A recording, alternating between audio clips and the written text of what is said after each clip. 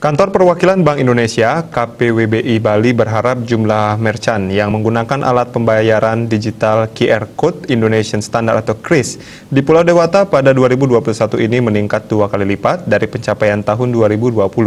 Ini sekaligus salah satu upaya dukungan pelaksanaan visi sistem pembayaran Indonesia SPI 2025.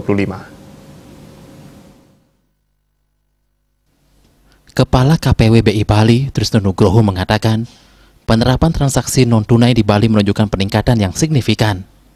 Penggunaan QRIS di tengah pandemi COVID-19 ikut mengalami pertumbuhan. Hal itu terlihat dari meningkatnya jumlah merchant QRIS di Bali sejak pertama kali diluncurkan pada tahun 2019 yang hanya berjumlah 25.493 merchant.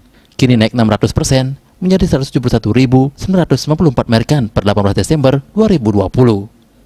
Jumlah merchant QRIS di Bali pada 23 Desember bahkan sudah mencapai 173.401. Jumlah ini mengantarkan Bali masuk peringkat 8 besar nasional setelah sebelumnya awal tahun 2020 di peringkat 12 nasional.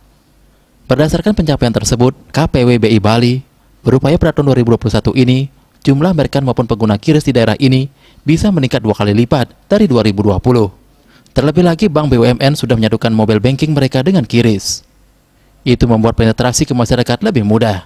Selain ke merchant, pihaknya juga melakukan edukasi dan sosialisasi penggunaan QRIS ke UMKM, koperasi, dan yang sedang tahap didiskusikan ke TNI AL, BPN Sebali, Kejaksaan, termasuk pengadilan di seluruh Bali. BI Bali juga mendorong 38 PJSP, penyelenggara jasa sistem pembayaran, untuk terus melakukan edukasi terutama yang ada mobile banking plus QRIS. Pihaknya akan lebih agresif melakukan edukasi ke semua perguruan tinggi di Bali terkait penggunaan transaksi digital QRIS, sekaligus meningkatkan pertumbuhan transaksi non-tunai. Pihaknya juga gencar melakukan sosialisasi dan edukasi implementasi QRIS di daerah, bekerjasama dengan pemerintah daerah di Bali dan PJSP.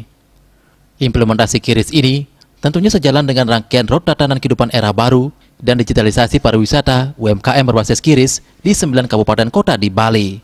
Suwardi ke Bisnis Bali melaporkan.